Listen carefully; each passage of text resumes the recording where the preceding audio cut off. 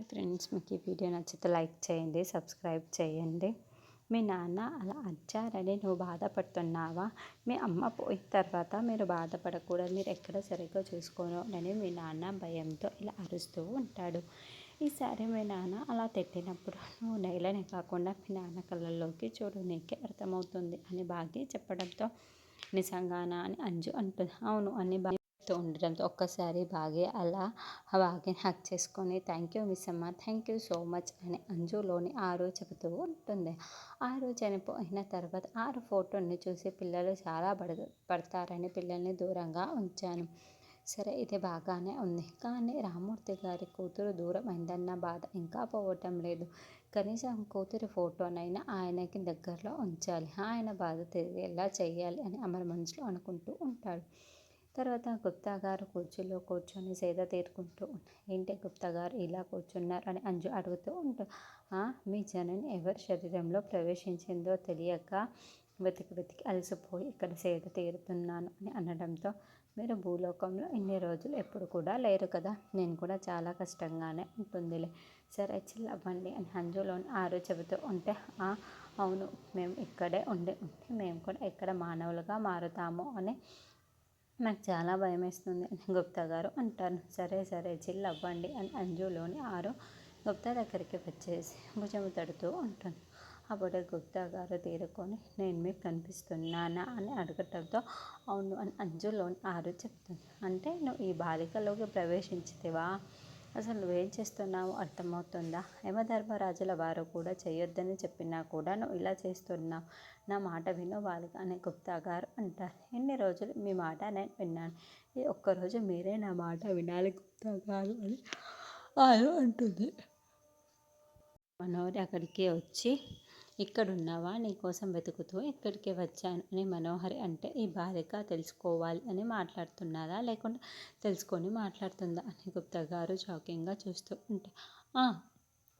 ఏంటో చెప్పు ఆరు అని అనగానే ఈ బాలికకి ముందే తెలుసన్నమాట అని గుప్తా గారు అనుకుంటూ ఉంటారు. ఆ ఘోరాకి నువ్వు అంజులో ప్రవేశించావని తెలిసిపోయింది, నిన్ను బంధించడానికే ఇక్కడికి వస్తున్నాను, నువ్వు జాగ్రత్తగా ఉండు అని మనోహరి అంటే ఏంటి ఆ ఘోరకి తెలిసిపోయింది అంటే నువ్వే చెప్పావు కదా అని ఆరు అంటుంది. నేనేంటి చెప్పేటి, నేను ఎందుకు చెబుతాను అని మనోహరి అంటుంది.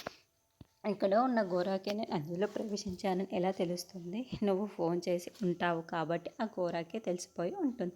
ఎలా జాగ్రత్త ఉండాలో నాకు తెలుసు, కానీ ఈరోజు నువ్వైతే నా నుంచి ఎలా తప్పించుకోవాలి, ఎలా జాగ్రత్త పడాలో నువ్వు చూసుకో అని ఆరు వార్నింగ్ ఇస్తూ ఉంటుంది. అయినా ఇక్కడ ఉన్న ఘోరాకి మంత్రాలు చాలా బాగా తెలుసు, వాడేదో చాలా బాగా మంత్రాలు వేసి అంజులోకి ప్రవేశించావని చెప్పేస్తే నువ్వు ఇలా మాట్లాడతాం అసలు కరెక్ట్ కాదు అని మనం ఏదైతే నువ్వైతే ఈరోజు అంజులోకి ప్రవేశించబోయావు అది నువ్వు చూసుకో అని చెబుతూ ఉంటుంది.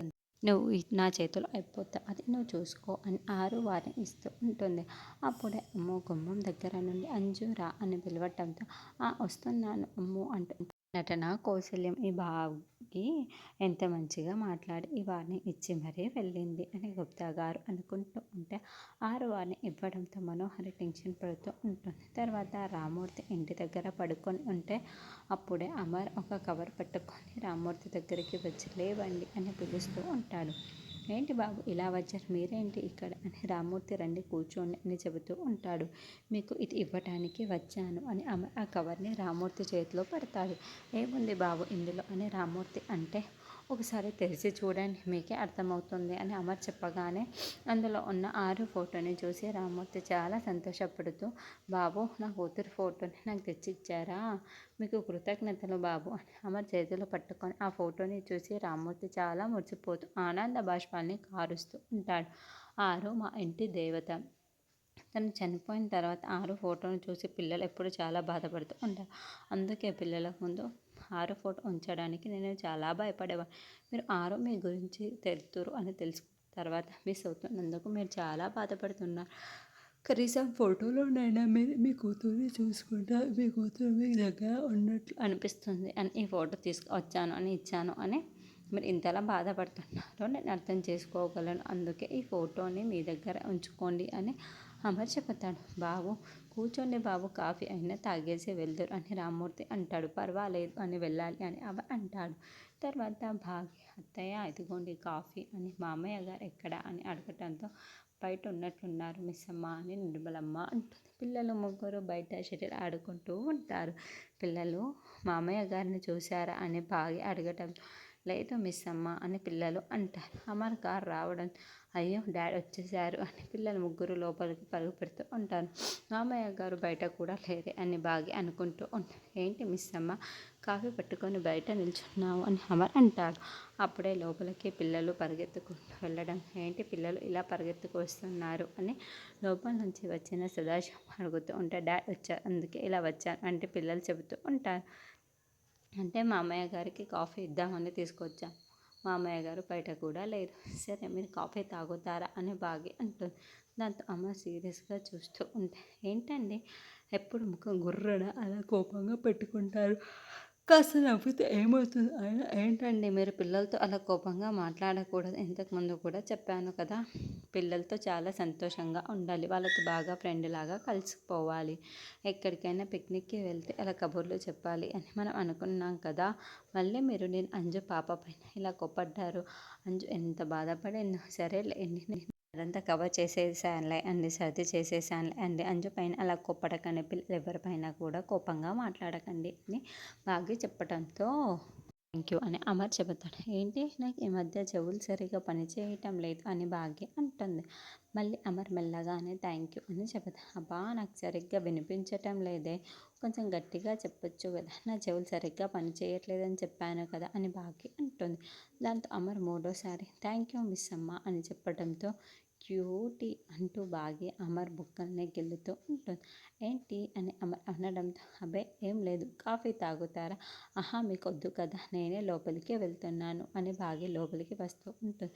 ఎక్కడికి వెళ్ళిపోయారు మామయ్య, మీకోసం కాఫీ పట్టుకుని నేను బయటికి వెళ్ళాను అంటే నేను ఎక్కడికి వెళ్ళానమ్మా, గదిలోనే ఉన్నాను కదా, సరే ఇలా ఇవ్వు ఆ కాఫీ అని సదాశివం అంటే చల్లారిపోయింది మామయ్య, వేరొకటి తీసుకొస్తాను అని బాగి లోపలికి వెళ్ళి 2 కాఫీలు పట్టుకొని వచ్చి ఒకటి సదాశివంకి ఒకటి అమర్కి ఇస్తూ ఉంటుంది.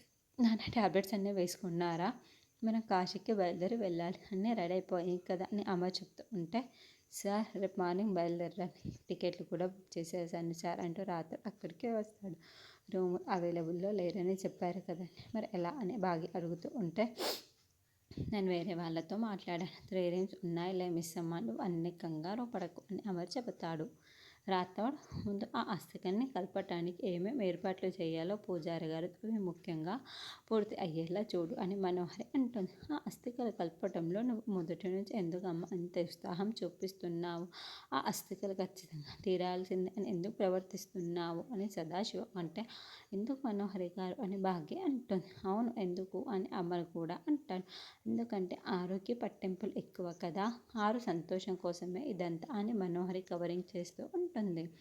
ఏవండి అక్క కన్నా తల్లిదండ్రులు ఎవరో తెలుసుంటే వాళ్ళకు కూడా అస్థికలు కలపడం తీసుకొని వెళ్ళే వాళ్ళం కదా, ఎలాగో అక్కని చూసుకునలేకపో కనీసం అస్థికలు కలిపే అదృష్టాన్నైనా వాళ్ళ చేతికి అందించి ఉంటే బాగుండేది అని బాగా అనడంతో అందుకే కదా మిస్ అమ్మ రామూర్తి గారిని మనతో పాటే తీసుకువెళ్తున్నామని రాత అనగానే బాగా షాకింగ్గా చూస్తూ ఉంటే మనోహరి టెన్షన్ పడుతూ చూస్తూ ఉంటుంది. ఏం మాట్లాడుతున్నావు రాత, మా నాన్నని తీసుకువెళ్ళడం ఏంటి అని భాగ్య ప్రశ్నిస్తూ ఉంటే అవును ఆరో కన్న తల్లిదండ్రుల గురించి మాట్లాడుతూ ఉంటే మిస్సమ్మ తండ్రి గురించి చెప్తున్నావేంటి రాత్రుడు అని సదాశివం కూడా అంటే మిస్సమ్మ అది అది అని రాత్రుడు నసుకుతూ ఉంటే అంటే మిస్సమ్మ ఆరోనే మీ నాన్న భావిస్తూ ఉంటాను కదా, అంతే అంతే అన్నీ కవర్ చేసేస్తూ ఉంటాడు. డాడ్ అమ్మ ఫ్రెండ్ని కూడా తీసుకొని వెళ్తే బాగుంటుంది కదా అని అమ్మ ఆనంద్ ఆకాష్ అనడంతో నేను కాకుండా ఇంకే ఫ్రెండ్ అని మనోహర్ అంటాడు. అదే ఆర్జే ఉంది కదా అని ఆనంద్ అంటాడు. ఆర్జే ఎవరు అని బాగా అడగటంతో మా అమ్మ కొడైకెనాల్లో ఉన్నప్పుడు ఎప్పుడు ఆర్జే జాక్ ప్రోగ్రామ్ని వింటూ ఉండేది.